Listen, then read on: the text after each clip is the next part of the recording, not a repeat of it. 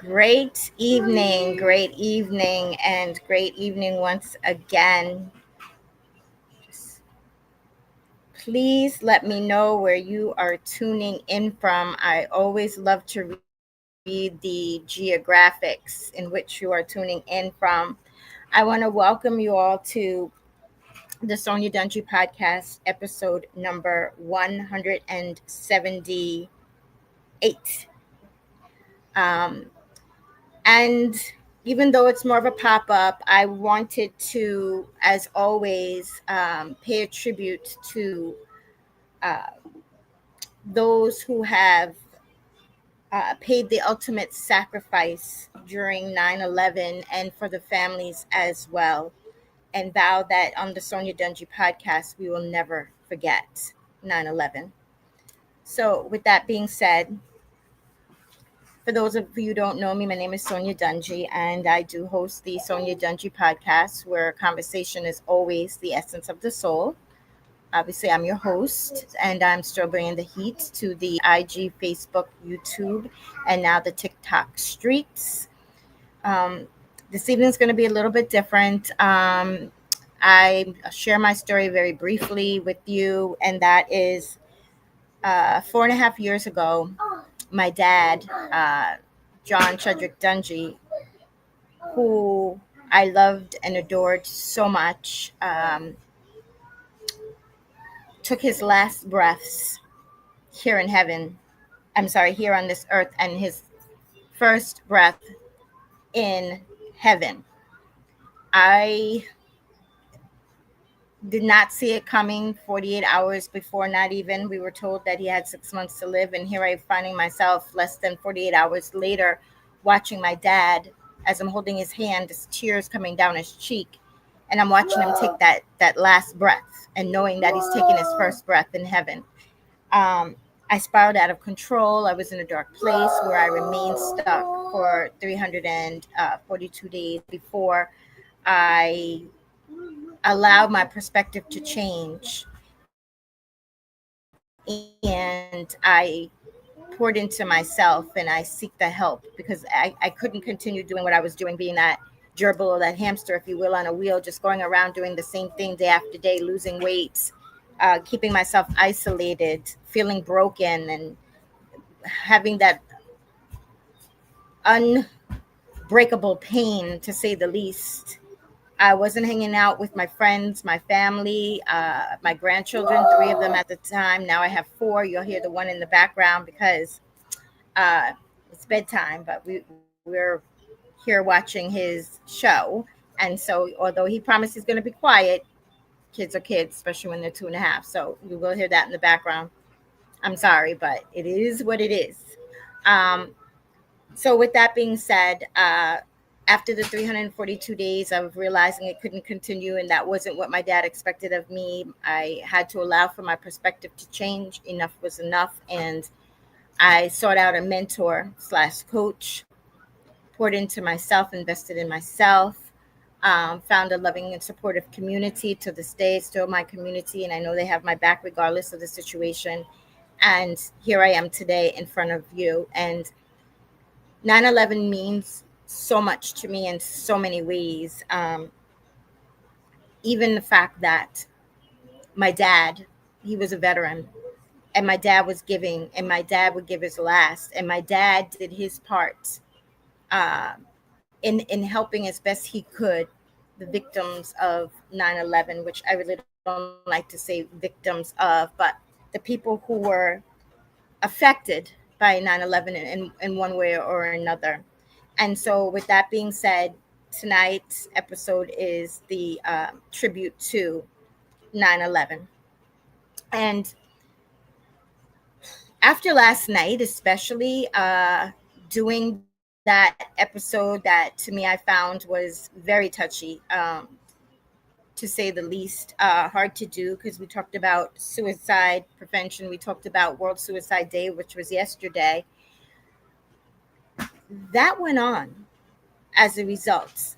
And there are still things that are transpiring from 9/11. we had first responders and people who volunteered, and they're no longer here. They took, if they didn't get hurt while trying to rescue, they got sick from the debris and the things that they were breathing in.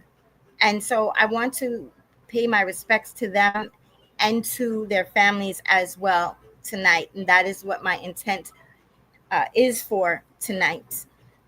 So, with that being said, I'm not going to be on here too long, but I wanted to talk about a couple of things. So, I did not know this, and there's so many different movies that were made and so many recollections of what transpired, but call it ignorance, but I'm sorry, I did not know. But there was a young woman, and her name is Cece Lyles, and she is deemed a hero, a 9/11 hero.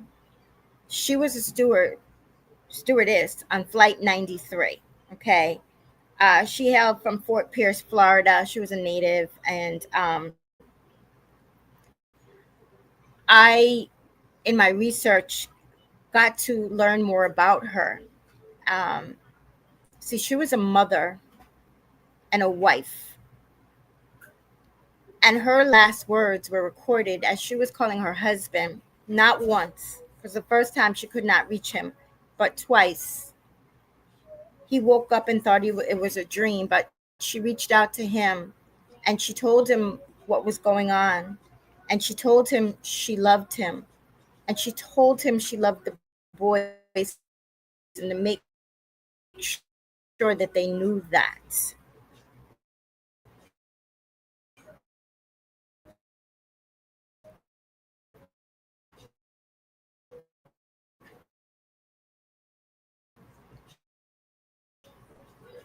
Just reading it was devastating. And so I went on tonight who she was. But again, she's a Fort Pierce, Florida native. And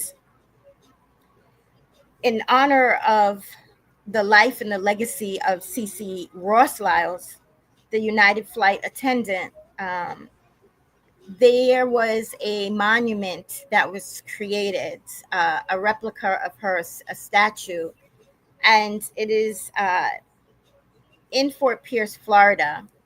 It stands in the Liberty Garden, and I got the honor of watching it and getting a bird's eye glimpse. It is beautiful. It's breathtaking where it is. It's just right near the water, and it's amazing. And I share that with you because if you're in the area, if you ever plan to be, or you just want to know more about her, you can just Google her name, Cece Lyles, and you'll find uh, her story, which was incredible. And that's not to take away from anybody else because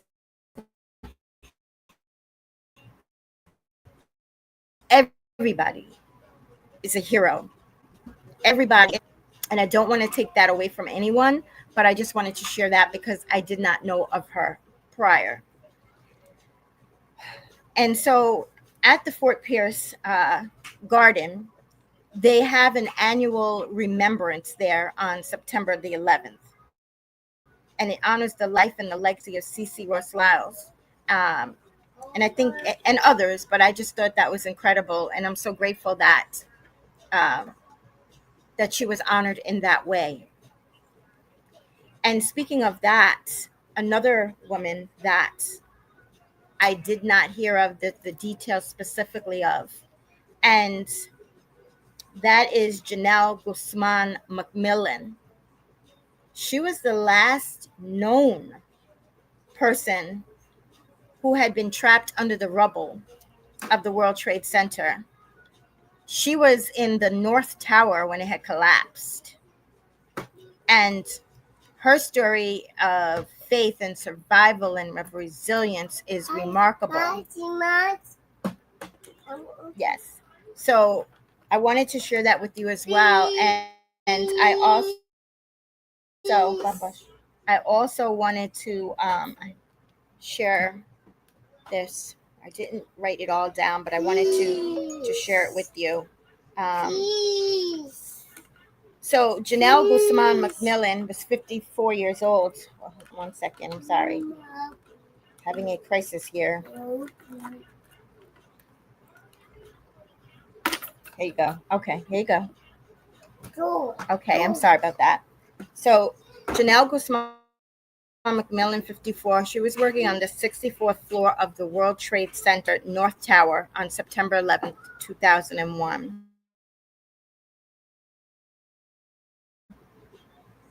She didn't get him, so she left a message and she told him that she loved him. And she began evacuating down the stairwell after the South Tower started collapsing, but she and her coworkers could only make it down to the 13th floor.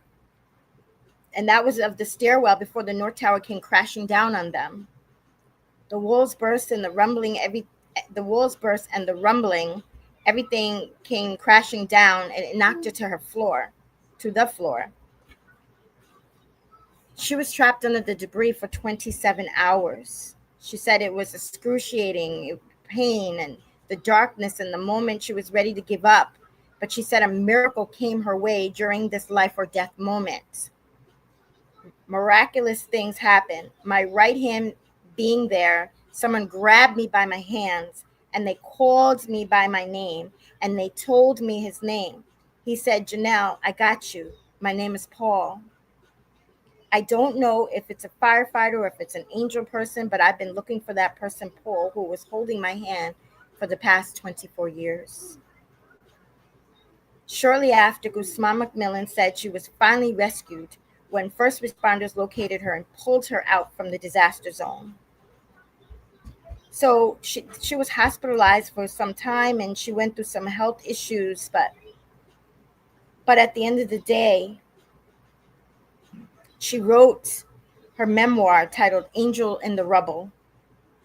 And she continues to engage in speaking events to encourage others to live in purpose. She said, I wasn't fearful at all after. I knew I was here for a reason. I knew I was saved for a reason. And I knew there was a plan and a purpose in my life. And I wanted to share the story. And God bless her. She married her then boyfriend and has 3 beautiful children today. So I wanted to share that with you of the faith and of the resilience.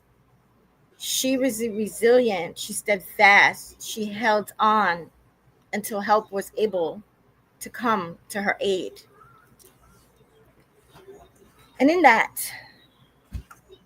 I was also searching for some poems of significance about September 11th and found that the National 9/11 Memorial and Museum, they have a collection of 9/11 poems submitted by various people. And also the Library of Congress Research Guide, they also maintain poems and uh, poets who have responded to the events of 9/11. So I thought that was incredible. I didn't know about it, but I'm sure going to further investigate because I too would like to read those. And then, in searching for a poem, as I said, for tonight, let's see if I can find it fast enough.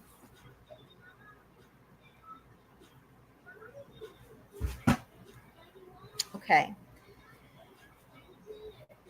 And this is actually by Rudy Giuliani, Wisdom from the Masters.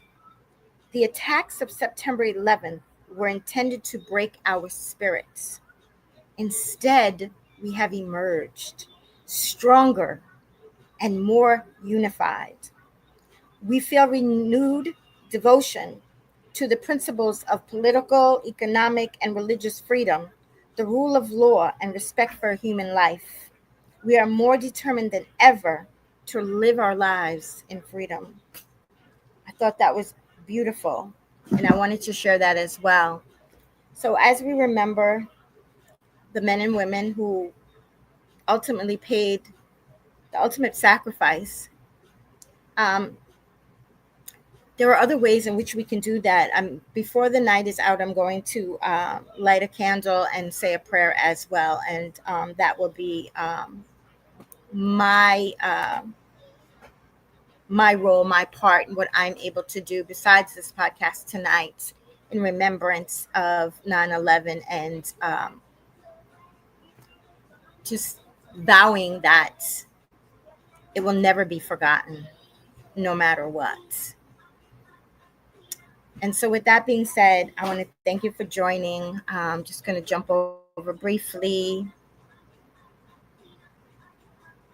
Thank those that were able to join tonight. I will respond back to your comments later tonight.